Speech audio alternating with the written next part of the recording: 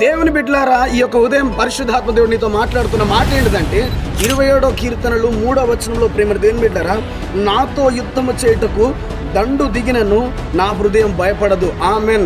ఒకరిద్దరిని ఉంటే దండు అనరు ప్రేమ దేవుడు, 10 మంది ఉంటే దండు అనరు ప్రేమ దేవుడు. 100 మంది కానీ 1000 మంది కానీ ఉంటే దాన్ని ఒక సైన్యం, ఒక దండు అంటారు.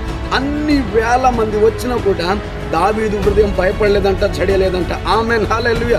నీ మీదకి పోరాటాలు, వ్యతిరేకతలు, సమస్యలు, నిందలు, అపజయాలు, వ్యతిరేకతలు, ఎన్ని రకములైన సమస్యలు నీ మీదకి వస్తున్నాయేమో, ఇంకా దావీదు గనక దేవుని మీద ఆధారపడ్డట్టుగా నీవు కూడా ఆధారపడగలిగితే, ఇంకో మాట ప్రేమ దేవుని బిడ్డలారా, దీనిలో నేను ధైర్యం విడవకుందును. ఆమెన్.